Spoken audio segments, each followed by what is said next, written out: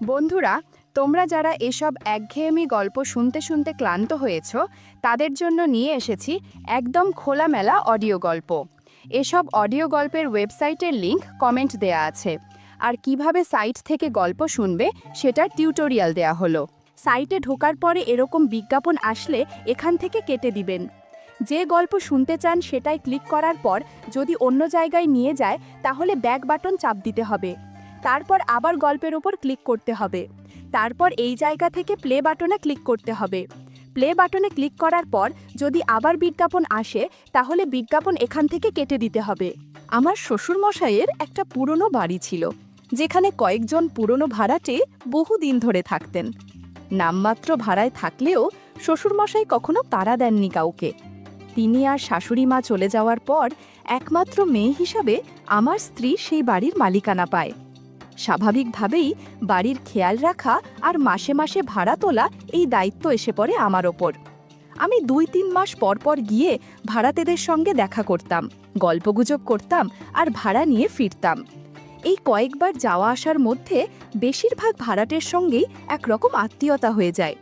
তবে 3 জন ভাড়াটে সদস্য ছিল যাদের আলাদা একটা আন্তরিক টান অনুভব করতাম: বিপাশা বৌদি, অরুণিমা বৌদি আর রমা কাকিমার মেয়ে সঞ্চিতা। এরা সবাই বয়সে অপেক্ষাকৃত তরুণ। বিশেষ করে সঞ্চিতা মাত্র 24 বছর বয়স, কিন্তু স্বভাব চরিত্রে বেশ পরিণত। সঞ্চিতা দারুণ চা বানায়। ওর হাতের চা না খেয়ে আমি কখনো ফিরি না। এক দিন ও যখন চায়ের কাপটা আমার হাতে দেয়, ওর হালকা হাসি আর চুপচাপ চোখের দিকে তাকিয়ে থাকা কোনো কারণে মনটা একটু অন্যরকম হয়ে ওঠে। কিছু বলি না, শুধু এক চুমুকে চা খেয়ে নিই। বিপাশা বৌদি একটু আধুনিক ধাঁচের। বাড়ির ভেতর সবসময় একটা ঢিলেঢালা নাইটি পরে ঘুরে বেড়ান, যেন কারো তোয়াক্কা করেন না। আমি যখন ওনার ঘরে ঢুকি, উনি পাশে বসে ভাড়া গুনে হাতে তুলে দেন। আলগা হাসি দিয়ে বলেন, আজ একটু দেরি হয়ে গেল গো, কিছু মনে করো না। আমি কিছু বলি না, কিন্তু তার উপস্থিতি বেশ নজরকাড়া। অরুণিমা বৌদি একটু গম্ভীর ধরনের, তবে মনটা নরম। ওনার স্বামী বাইরের শহরে কাজ করেন, মাসে একবার মাত্র বাড়ি আসেন। যখন আমি ভাড়া তুলতে যাই, বৌদি সাধারণত শাড়ি পরে থাকেন, কিন্তু অনেক সময় দেখা যায় আঁচলটা গুছিয়ে রাখতে পারেন না ঠিকঠাক। আমি চুপচাপ মাথা নিচু করে থাকি, কিন্তু উনি হয়তো টের পান আমি একটু অস্বস্তিতে পড়ে যাই। উনি তখন মুচকি হেসে বলেন, চা খাবে 1 কাপ? আজকে কেউ বাড়ি নেই, আমি একা। একদিনের কথা, আমি গিয়েছি ভাড়া তুলতে। বৌদি একা ছিলেন। বললেন, আজ টাকাটা দেওয়া হচ্ছে না, পরে একদিন এসো। আমি বললাম, ঠিক আছে, পরের বার এসে নিয়ে নেব। কথা বলতে বলতেই হালকা গল্পে আমরা ঝুঁকে পড়ি।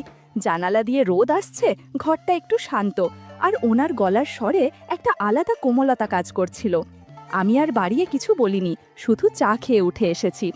একটু সময় পরেই অরুণিমার শাড়ির আঁচলটা ধীরে ধীরে একপাশে সরে গেল, আর ব্লাউজের সামনের কাপড়টা একটু হেলে পড়ে খানিকটা আলগা লাগলো।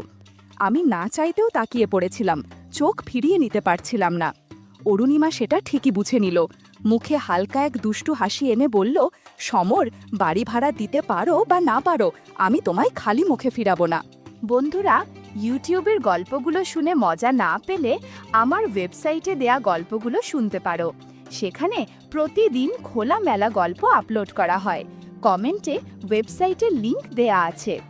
আর একটা কথা, তুমি যখন আমার বয়সী, তখন বৌদি না বলে শুধু অরুণিমা ডাকলেই যেন বেশি ভালো লাগে। আমি একটু থেমে হেসে বললাম, মানে? সে ঠোঁটের কোণে হাসি রেখে বলল, যেটা ভাবছো সেটাই বলেছি, ভয় পেও না, আমি রাগ করব না। তার কথায় আমি থতমত খেয়ে গেলাম। বুকের ভেতরটা ধুক ধুক করে উঠল। আচমকা ওর আঁচলটা একেবারে নিচে পড়ে গেল, কিন্তু আশ্চর্যভাবে অরুণিমা সেটা তোলার কোনো চেষ্টাই করল না। আমি অপ্রস্তুত হয়ে চোখ নামিয়ে ফেলতে চাইলেও পারলাম না। কিছুক্ষণ চুপ করে থেকে ও বলল, তুমি চাইলে এটা তুলে দিতে পারো, এতে তো কোনো ক্ষতি নেই, বরং সাহায্যই হবে। আমি দ্বিধায় পড়ে গেলাম। মনে হচ্ছিল কিছু একটা বলার দরকার ছিল, কিন্তু গলা দিয়ে কিছু বেরোচ্ছিল না। আমি দাঁড়িয়েছিলাম, আর অরুণিমা আমার চোখের দিকে তাকিয়ে বলল, এইভাবে দাঁড়িয়ে থাকলে তো হবে না, ভয় পাচ্ছ নাকি? আমি কিন্তু ঠিক তোমার মতোই একজন মানুষ, একটু মনের কথা শেয়ার করতে চাইছি মাত্র। আমি মাথা নাড়লাম না। ভয় পাইনি ঠিক, কিন্তু কিছুটা অস্থির লাগছিল। ওর পাশে গিয়ে বসলাম।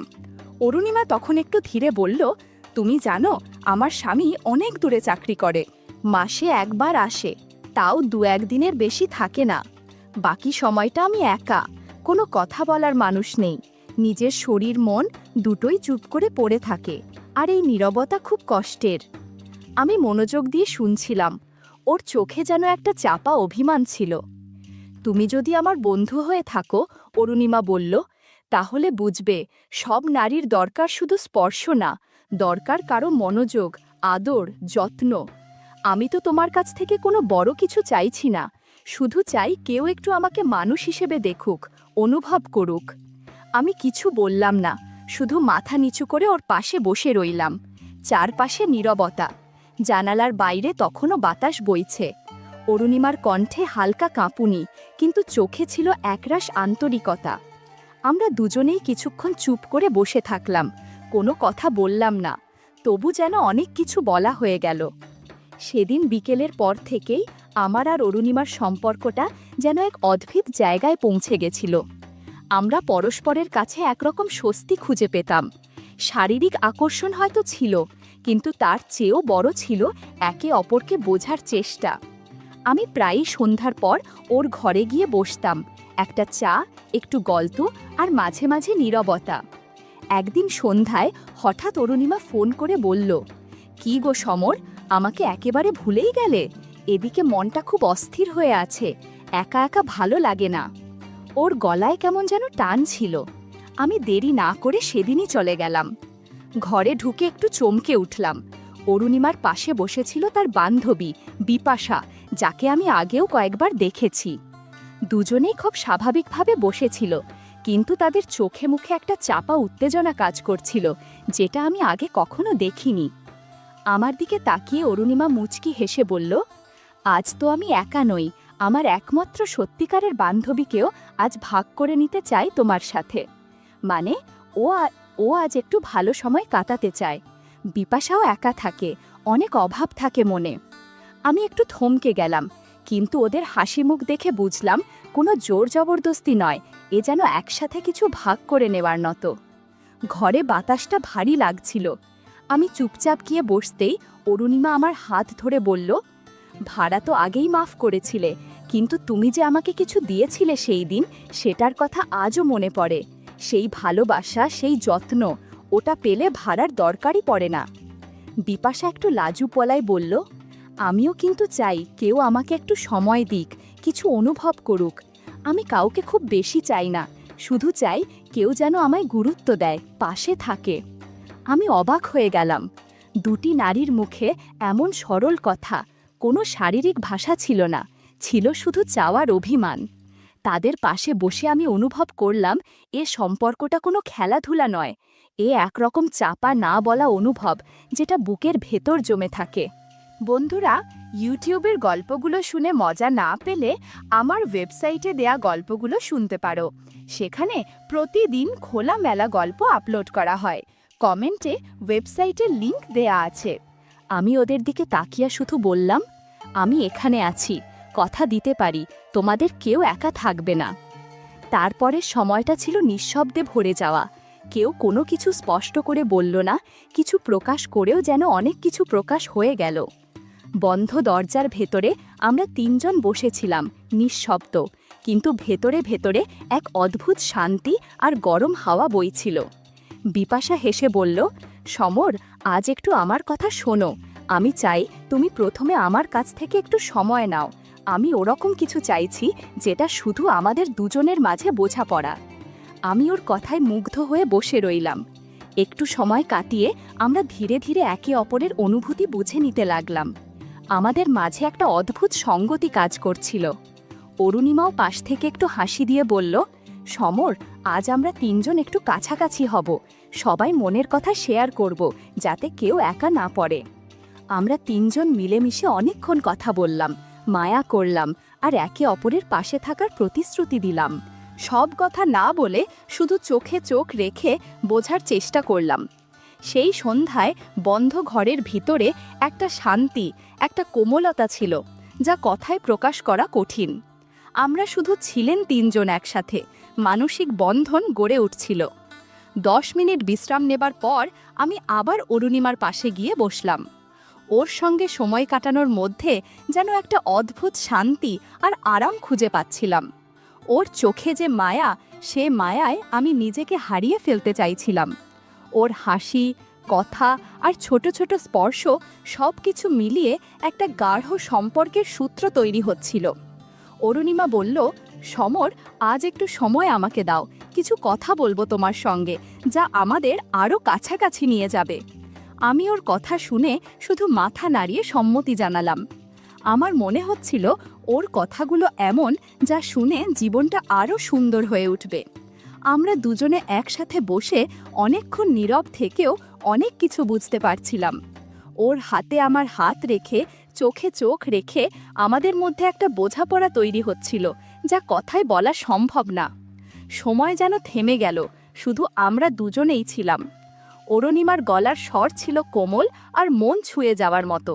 সে বলল, সমর, এই সময়গুলো খুব মূল্যবান। আমাদের জীবন যতই ব্যস্ত হোক, এসব মুহূর্তে আমরা একে অপরকে অনুভব করতে পারি, সেটা খুব দরকার। আমি এক প্রকার আত্মবিশ্বাসে ভরে উঠলাম। জানলাম ওর পাশে আমি ভালো আছি।